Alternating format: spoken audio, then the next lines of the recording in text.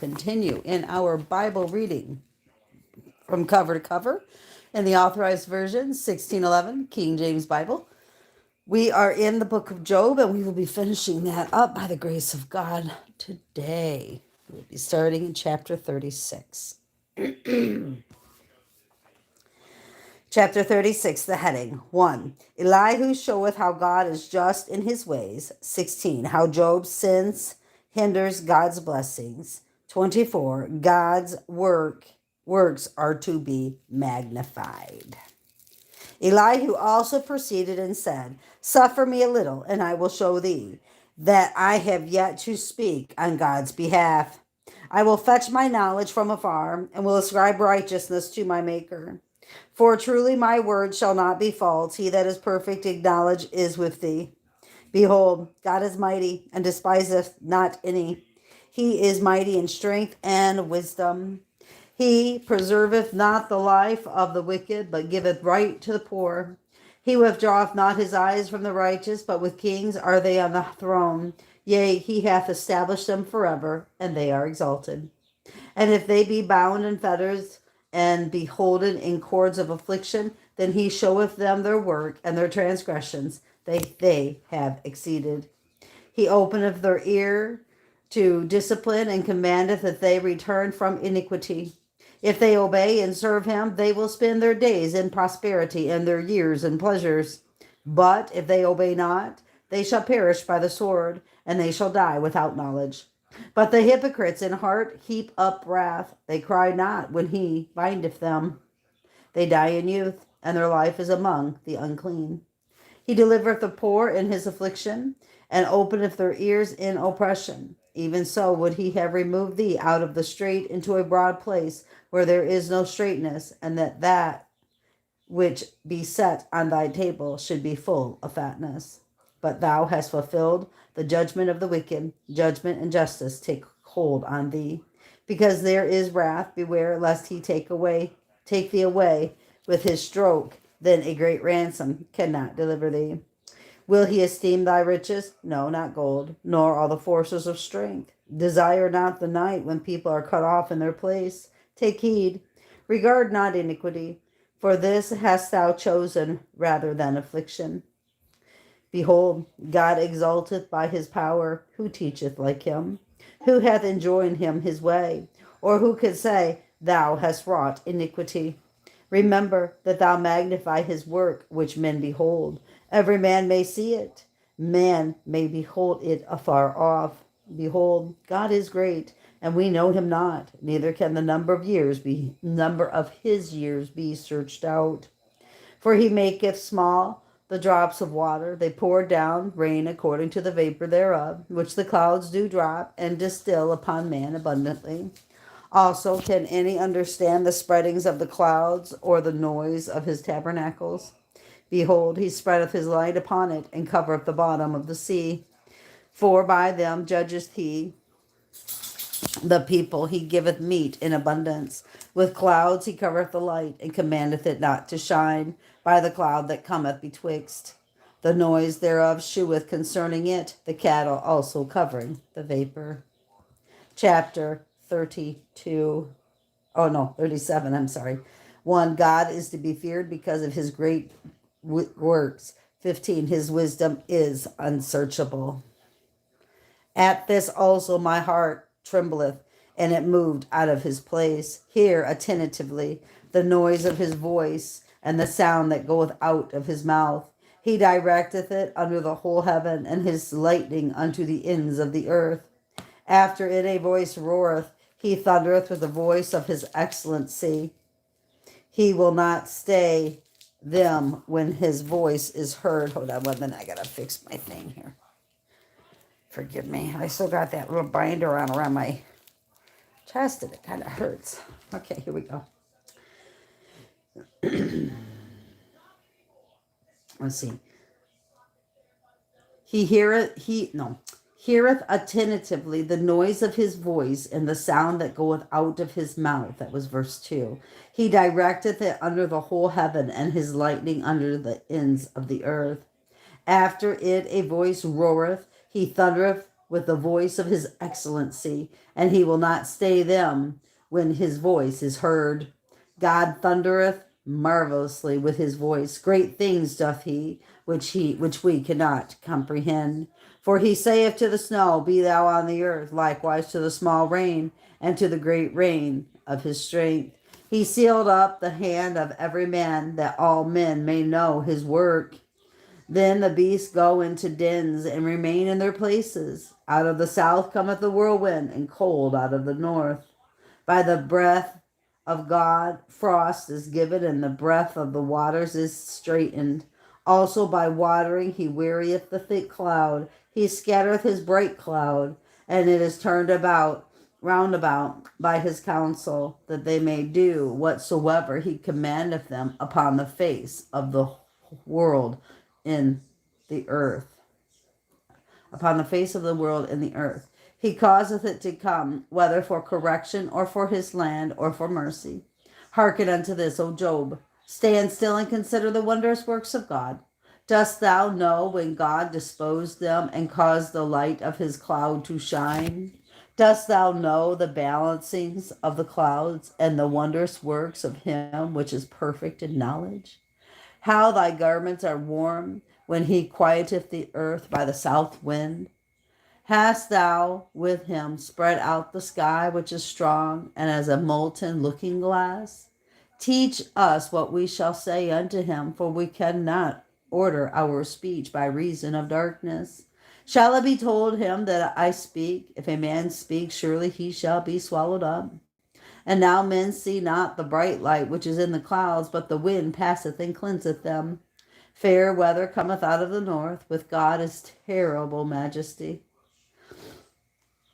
Touching the Almighty, we cannot find him out. He is excellent in power and in judgment, and in plenty of justice he will not afflict. Men do therefore fear him. He respecteth not any that are wise of heart. Chapter 38, the heading. 1. God challengeth Job to answer. 4. God, by his mighty works, convinceth Job of ignorance, 31, and of imbecility. Chapter 38 is written. Then the Lord answered Job out of the whirlwind and said, Who is this that darkeneth counsel by words without knowledge? Gird up now thy loins like a man, for I will demand of thee, and answer thou me. Where wast thou when I laid the foundation of the earth? Declare if thou hast understanding. Who hath laid the measures thereof, if thou knowest? Or who hath stretched the line upon it? Whereupon are the foundations thereof fastened? Or who laid the cornerstone thereof? When the morning stars sang together, and all the sons of God shouted for joy? Or who shut up the sea with doors, when it brake forth as if it had issued out of the womb? When I made the cloud the garment thereof, and thick darkness a swaddling band for it, and brake up for it my decreed place, and set bars and doors, and said, Hitherto shalt thou come, and but no further, and here shalt thou proud waves be stayed, thy proud waves be stayed. Hast thou commanded the morning since thy days, and caused the day spring to know his place, that it might take hold of the ends of the earth, that the wicked might be shaken out of it? It is turned as clay to the seal, and they stand as a garment. And for the wicked their light is withholden, and the high arm shall be broken. Hast thou entered into the springs of the sea, or hast thou walked in the search of depth? Have the gates of death been opened unto thee? Or hast thou seen the doors of the shadow of death? Hast thou perceived the breadth of the earth? Declare if thou knowest it all. Where is the way where light dwelleth? And as for darkness, where is the place thereof? That thou shouldest take it to the bound thereof, and that thou shouldest know the paths to the house thereof. Knowest thou it, because thou wast then born? Or because the number of thy days is great? Hast thou entered into the treasures of the snow? Or hast thou seen the treasures of the hail, which I have reserved against the time of trouble, against the day of battle and war? But what way is the light parted? which scattereth the east wind upon the earth? Who hath divided the water course for the overflowing of waters, or a way for the lightning or thunder? To cause it to rain on the earth where no man is, on the wilderness wherein there is no man. To satisfy the desolate and waste ground, and to cause the bud of the tender herb to spring forth. Hath the rain a father? Or who hath begotten the drops of dew? Out of whose womb came the ice, and the hoary frost of heaven? Who hath gendered it? The waters are hid as with a stone, and the face of the deep is frozen. Canst thou bind the sweet influence of Pleiades, or loose the bands of Orion? Canst thou bring forth Mazzaroth in his season, or canst thou guide Arcticus with his sons? Knowest thou the ordinances of heaven? Canst thou set the dominion thereof in the earth? Canst thou lift up thy voice to the clouds, that abundance of water may cover thee? Canst thou send in lightnings, that they may go and say unto thee, Here we are? Who hath put wisdom in the inward parts, or who hath given understanding to the heart? Who can number the clouds in wisdom, or who can stay the bottles of heaven? When the dust groweth into hardness, and the clods cleave fast together, wilt thou hunt the prey for the lion, or fill the appetite of the young lion? When they couch in their dens, and abide in the covert to lie in wait? Who provideth for the raven his food, when his young ones cry unto God? They wander for lack of meat. Chapter 39. The heading. 1. Hold on.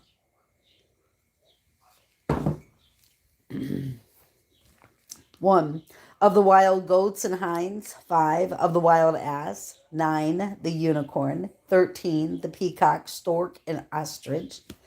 19. The horse. 26. The hawk. 27. The eagle. 39. It is written, Knowest thou the time when the wild goats of the rock bring forth? Or canst thou mark when the hinds do calve? Canst thou number the months that they fulfill? Or knowest thou the time when they bring forth? They bow themselves, they bring forth their young ones, they cast out their sorrows.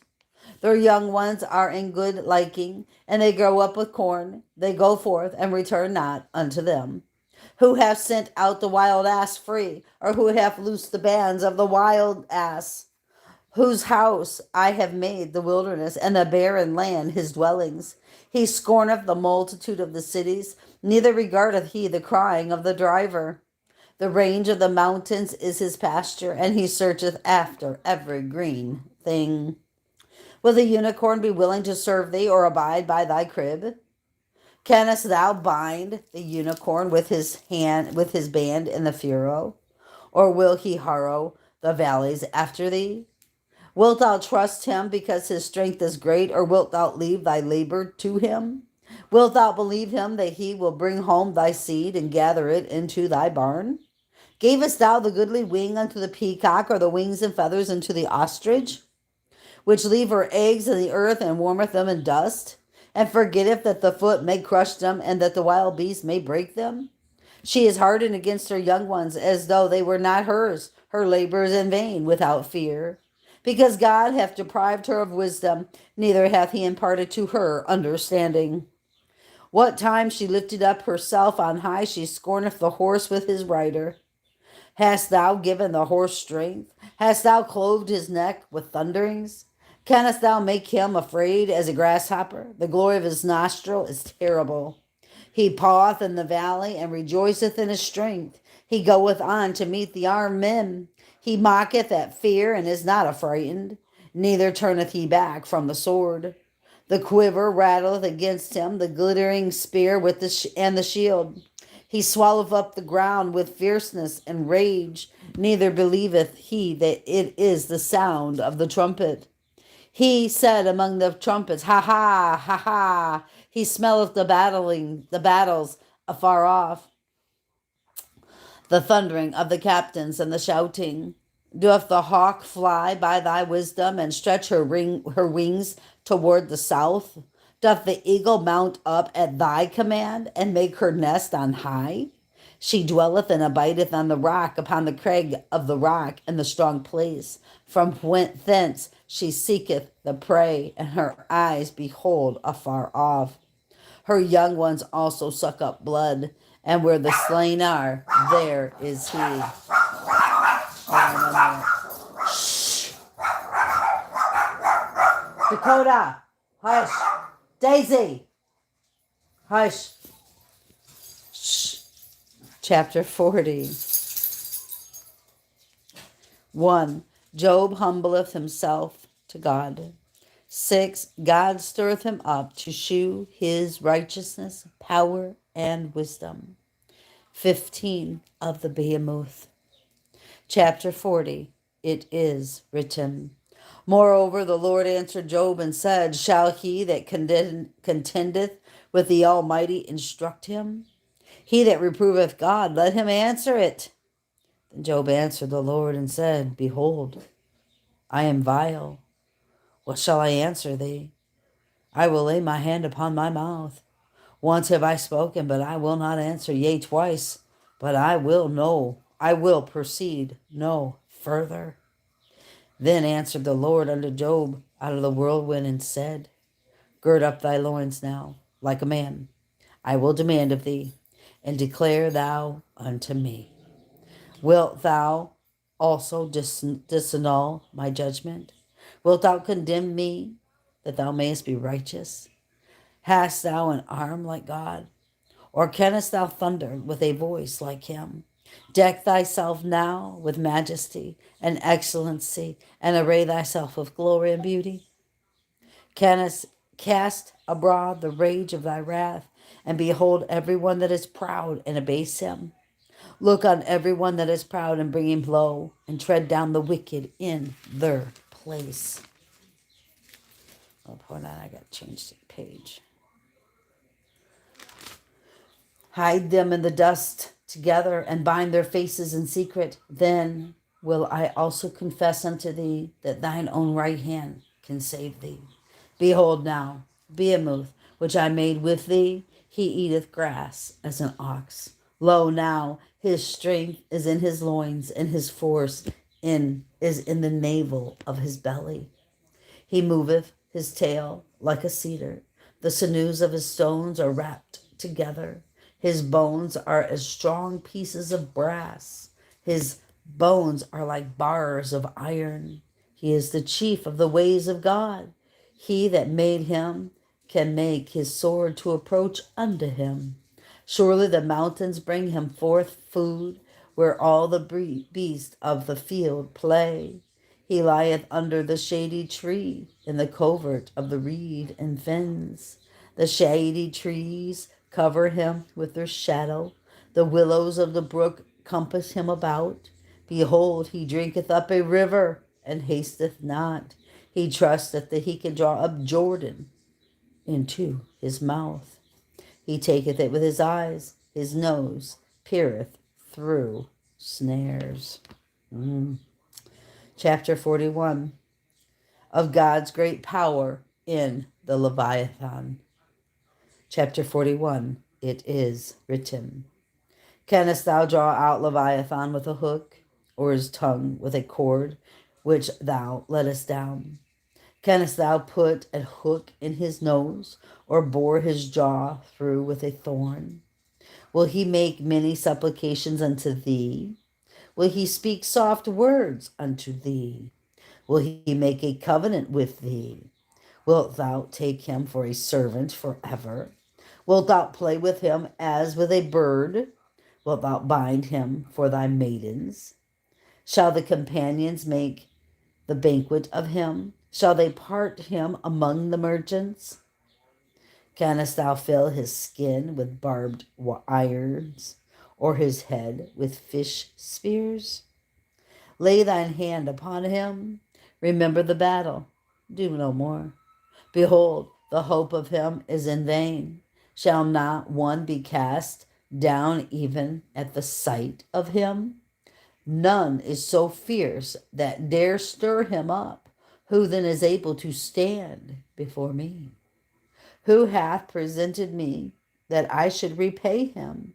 Whatsoever is under the whole heaven is mine. I will not conceal his parts, nor his power, nor his comely proportion. Who can discover the face of his garment, or who can come to him with his double bridle? Who can open the doors of his face? His teeth are terrible round about. His scales are his pride, shut up together as with a close seal.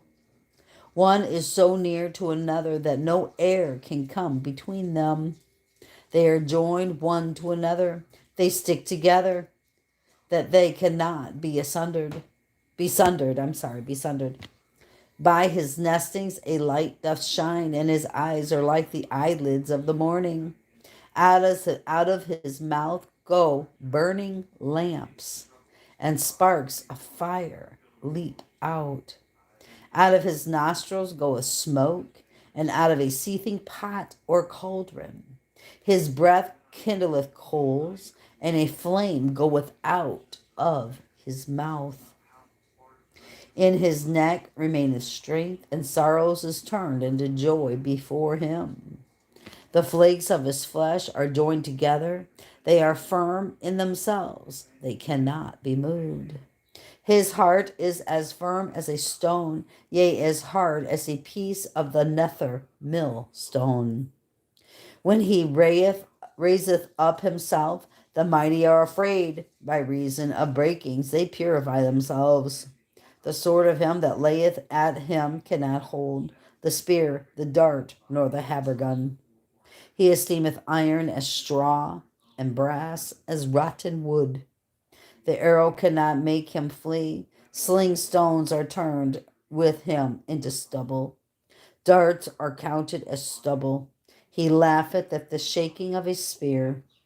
Sharp stones are under him. He spreadeth sharp pointed things upon the mire. He maketh the deep to boil like a pot. He maketh the sea like a pot of ointment. He maketh a path to shine after him. One would think the deep to be hoary. Upon earth there is none like his, who is made without fear. He beholdeth all high things. He is a king over all the children of pride. Chapter 42, the heading. 1. Job submitteth himself unto God. 7. God, preferring Job's cause, maketh his friends submit themselves, and accepteth him. 10. He magnifieth and blesseth Job. 16. Job's age and death. Chapter 42, it is written. Then Job answered the Lord and said, I know that thou canst do everything, and that no thought can be withholden from thee. Who is he that hideth counsel without knowledge? Therefore have I uttered that I understood not, things too wonderful for me which I knew not. Hear, I beseech thee, and I will speak. I will demand of thee, and declare thou unto me. I have heard of thee by the hearing of the care, and now mine eye seeth thee. Wherefore I have bore myself, and repent in dust and ashes. And it was so that after the Lord had spoken these words unto Joab, why did I say Joab? Forgive me. Unto Job, the Lord said to Eliphaz the Temanite, My wrath is kindled against thee, and against thy two friends, for ye have not spoken of me the thing that is right, as my servant Job hath. Therefore take unto you now 7 bullocks and 7 rams, and go to my servant Job, and offer up for yourselves a burnt offering, and my servant Job shall pray for you. For him will I accept, lest I declare with you after your folly, and that ye have not spoken of me the thing which is right, like my servant Job. So Eliphaz the Temanite, and Bildad the Shuhite, and Zohar the Naamathite went and did according as the Lord commanded them. The Lord also accepted Job.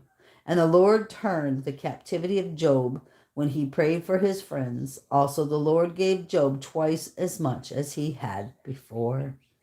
Then came there unto him all his brethren, and all his sisters, and all they that had been of his acquaintance before, and did eat bread with him in his house. And they bemoaned him, and comforted him over all the evil that the Lord had brought upon him.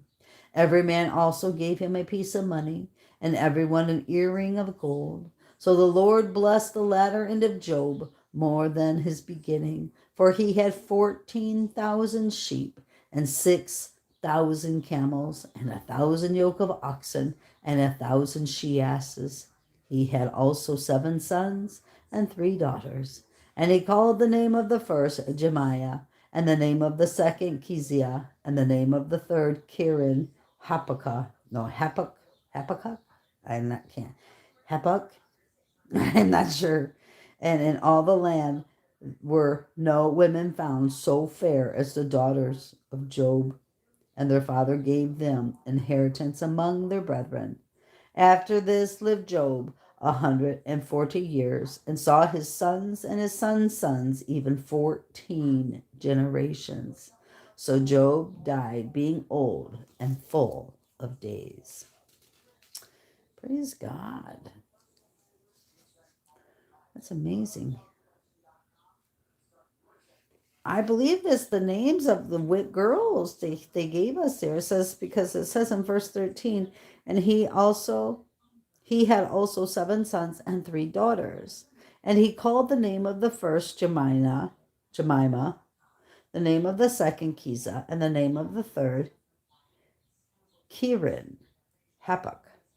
And in the land were no women found so fair as the daughters of Job, and their father gave them inheritance among their brethren. So it looks like those were the names of the daughters, 3 of them, because he had 7 sons, and it doesn't give us 7 names either. And then up above here, it says that, and the Lord turned the captivity of Job when he prayed for his friends. Also the Lord gave Job twice as much as he had before. I was always told he had blessed him 7 times. No, he didn't. It was twice as much. God blessed him. All right, brothers and sisters, that ends the book of Job. Next, in our Bible reading, we will begin the book of Psalms. I cannot wait. I love the book of Psalms. I love Proverbs. I love Song of Solomon. I love Ecclesiastes. Then, after those amazing books, we will be jumping into Isaiah, Jeremiah, Ezekiel, Daniel. Those are prophetic books. All right. Keep your eyes on Jesus. Your nose in the book, which is the Word of God. And embed the Word of God upon the tablets of your hearts, so you and I will not sin against God or be deceived. I love you all. Have a beautiful, beautiful, beautiful day. Bye-bye.